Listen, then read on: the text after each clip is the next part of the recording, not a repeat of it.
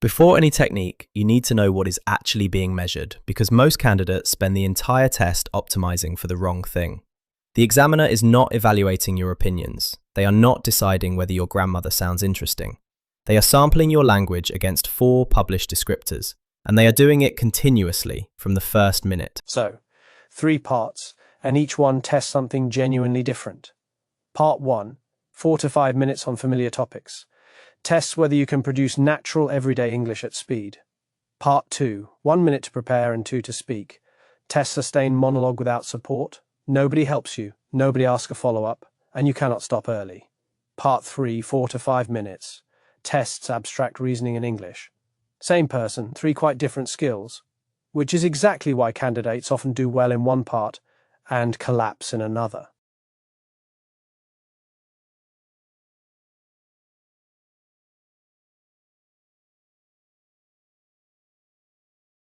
Now the 4 criteria, and I want you to notice what each of them is not, because every one of them is commonly misunderstood. Fluency and coherence, that is keeping going and being followable. It is not speed. Lexical resource, precision and natural range. It is not long words. Grammatical range and accuracy, that is 2 things sharing 1 mark and they trade against each other. And pronunciation, being intelligible. It is not having a British accent. Each is worth 25% exactly.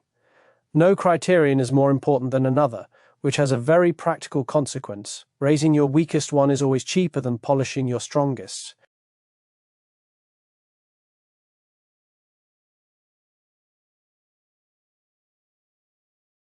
Now the single most useful thing to understand about how the scoring actually happens, because it changes how you should prepare. The examiner builds a running estimate from the first minute and adjusts it as you go. It is not a total added up at the end. This has 2 consequences, and both are uncomfortable. Your content can be entirely uninteresting and still score 9 because content is not what is being marked. And a strong finish does not undo a weak first 3 minutes, because by then the estimate has largely formed. So the most valuable thing you can do on the day is not revision, it is arriving with your mouth already warm. Which brings us to something people underestimate, the first 30 seconds. The examiner asks your name and where you're from, and candidates treat it as paperwork. It isn't scored formally, but it sets the estimate. Answer warmly, at a natural speed, with 1 extra clause. I'm from Hugh, though I've been in Saigon so long I've stopped correcting people. That takes 4 seconds and it completely changes the frame you are heard in for the next 14 minutes.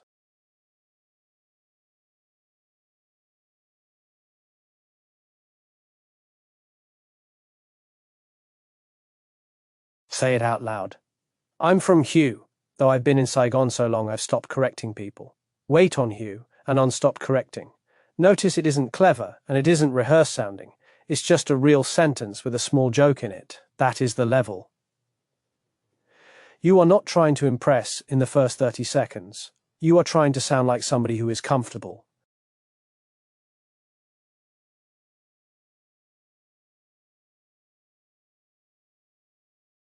Some vocabulary for talking about the test itself because you'll meet it in every guide. A running estimate, how the score forms. Sampling your language, what the examiner is doing. Band descriptors, the public criteria, and they're genuinely public, you can read them. Intelligible, the actual pronunciation standard. Cut off mid-sentence, what will happen at the end. And that's not a judgment, which is what you should tell yourself when it does. Now 5 myths, and I want to kill all of them today, because each one makes candidates do the opposite of what would help. 1. Big words do not score higher. Precision does. Shattered beats very tired, and shattered is not a difficult word. 2. You do not need to agree with the examiner, and they have no opinion. They are not allowed one. 3. You do not need a British accent. You need to be intelligible, and a Vietnamese accent is completely acceptable at band 9. 4. You may say you don't know, provided you then say something useful about why it's difficult to answer. And 5. Longer is not better. Being cut off costs you more than stopping early.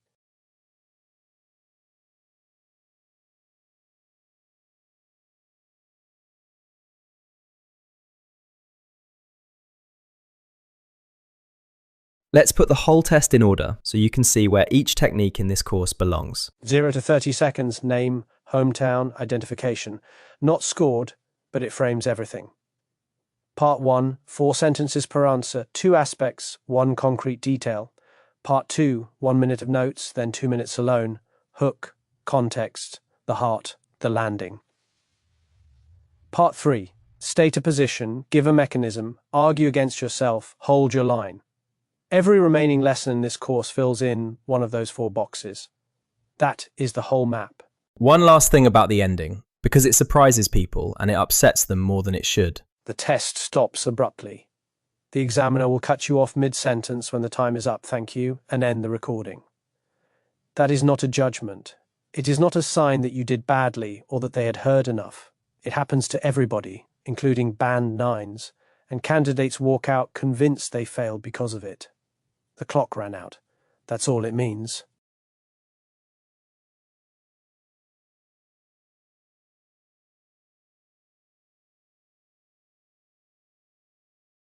So, they are sampling your language rather than your ideas. The estimate starts at minute 1, so arrive warm. A Vietnamese accent is entirely compatible with band 9, and being cut off means nothing at all. Next lesson, we take the 4 criteria apart properly and work out which one is costing you the most.